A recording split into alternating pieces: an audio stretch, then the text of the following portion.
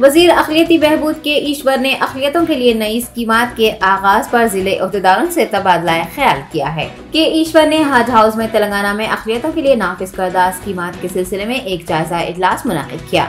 हुकूमत के मशीर A K. Khan, principal secretary Ahmed Nadeem, Telangana state minority finance corporation chairman Mohammed Imtiaz Isaq, Waqf board chairman Masiullah Khan, Haj committee सदर नशीन मोहम्मद सलीम के अलावा दीगर ओहदेदारों के हमरा मुनक़िद इजलास के दौरान वजीर अक़लियती बहबूद ने तमाम स्कीमों को नाफिज करने और सब्सिडी लोन स्कीम के लिए मौसूल होने वाली दरख्वास्तों की अच्छी तरह तनक़ीद करते हुए अहल अफराद को स्कीम के तहत खर्च फराहम करने की हिदायतें जारी की हैं।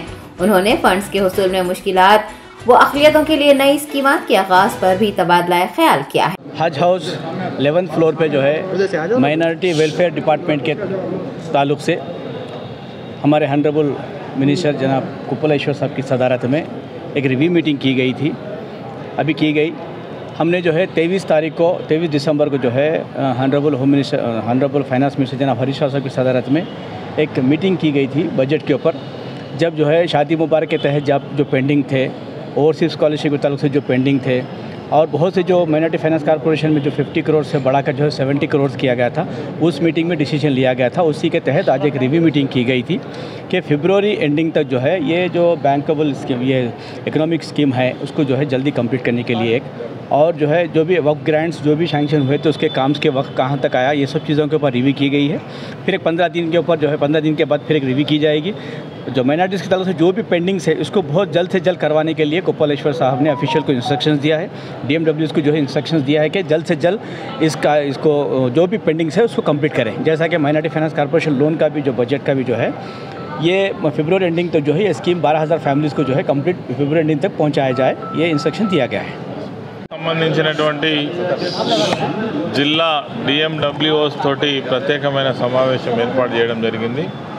అందులో మా MFC చైర్మన్ గారితో పాటు ఇతర house committee, Urdu academy chairman అందరూ కూడా పాల్గొనడం జరిగింది। ప్రధానంగా ముస్లింకు సంబంధించినటువంటి GIA వర్క్స్ విషయం కావచ్చు, అదేవిధంగా రెసిడెన్షియల్ స్కూల్స్ విషయం కావచ్చు, షాదీ ముబారక్, ఇమాం మౌజులకు వచ్చేటువంటి గౌరవ వేతనం కావచ్చు, వీటన్నిటిపైన కూడా సమగ్రమైనటువంటి మరి చర్చ జరిగింది।